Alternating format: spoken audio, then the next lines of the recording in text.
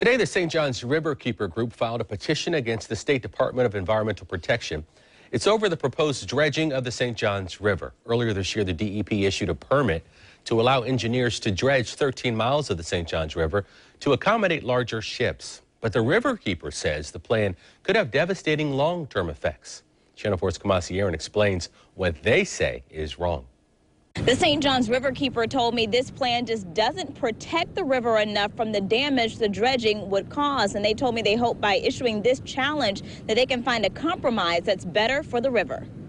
The St. John's River flowed calm and beautifully near the Julington Creek Marina. Lisa Renneman with the St. John's Riverkeeper wants all of it to stay this way, but says it could look much different downstream if the current plan to dredge it goes forward. It is our job to protect the St. John's River, and the dredging plan as it currently is written does not do that. In February, the Department of Environmental Protection issued a permit to allow the U.S. Army Corps of Engineers to dredge 13 miles of the river from the mouth to the Brills Cut, which is near the Jacksonville Port Authority's Blunt Island Terminal.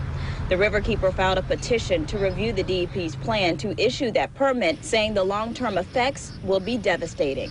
We have historically dredged our river for many years, and every time it's deepened, you see more saltwater intrusion. And so as you get more saltwater into our estuary, it upsets that delicate balance. So it does damage to our wetlands and to our grasses, which are the kidneys of the St. John's River.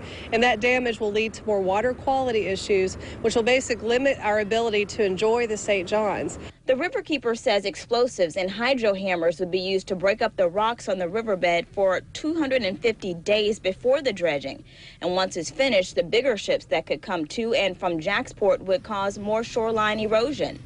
Nancy Rubin with Jacksport says the agency wants to protect the river too. We have worked for several years as a group to have this be a win-win for everyone, to make sure that the dual priorities of protecting our natural resources and growing jobs and dollars for the people of the region can continue apace, can work together, and will continue to do that. Working to find a middle ground and protect a vital resource for years to come. Now, the St. John's Riverkeeper told me that if some type of agreement can't be reached through this petition, that they plan to issue a federal challenge to the Army Corps of Engineers plan. We did reach out to the Army Corps. The spokesperson said they stand by the Florida Department of Environmental Protection. Kamasi Aaron, Channel 4, the local station.